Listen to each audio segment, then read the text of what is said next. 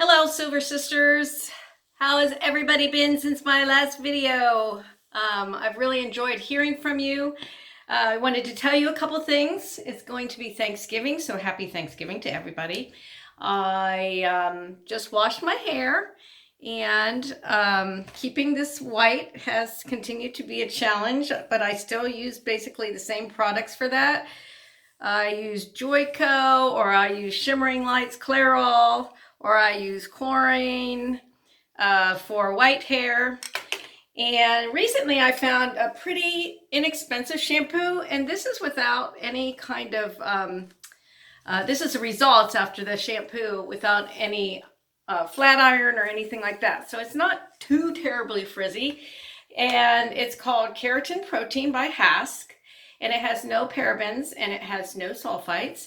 So it's relatively inexpensive. From Kroger is where I found it. And so we have the shampoo and the conditioner. So this is kind of what I've been using. I've liking the idea of keratin to smooth out my hair. So I'm going to give it just a quick little blow dry here. It's still just a little bit damp, and so you can see the underside and things like that.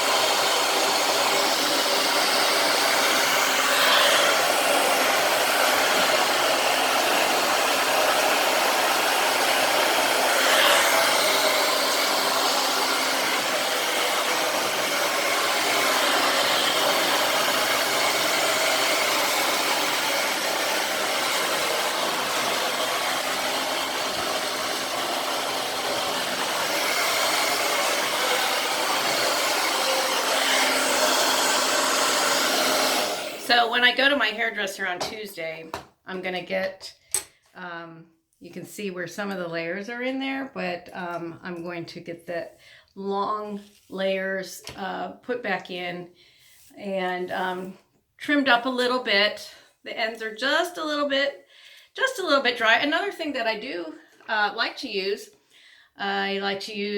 it's kind of like the matching Hask ingredient, and it's some oil that kind of smooths it out. And so before I flat iron it, or if I'm going to curl it, I definitely use a little bit of this. So it seems to absorb into the hair a lot better than coconut oil, because coconut oil can be real tricky. I've used coconut oil in the past and that's fine. But this actually will, you can kind of see it, but then it kind of goes away, and it just maintains the non-frizz.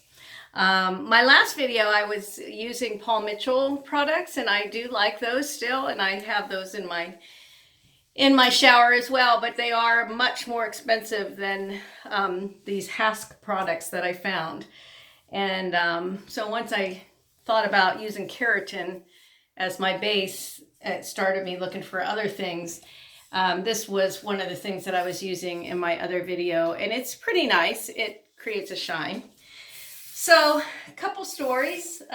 One is at church lately, and I guess because people at church, we Catholics, we have to sit and we have to stare at the people in front of us for quite a long time. So twice now in church. Once actually was from a young child who I'm shaking her hand and giving her sign of peace, and she was like, "You have such pretty hair." And another was, well, actually two times. One was a lady who actually is a hairdresser, I found out later, and she complimented my hair. And then another time I turn around and it's a man. And I always feel that when men compliment, it's different. It's not better, but it's different. And anyway, I was really glad to get that compliment that day. So if you are all out there just beginning your journey, you'll see some of my videos that I did when I was 58, I think was what the age was when I started.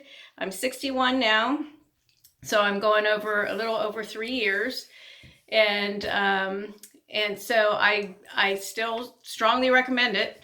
Matter of fact, my mom, who is 82, who says she would not join me and my sister in our journey to grow our hair gray, she is now going natural.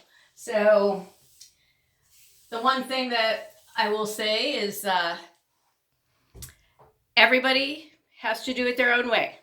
And my journey, though, brought me along with you.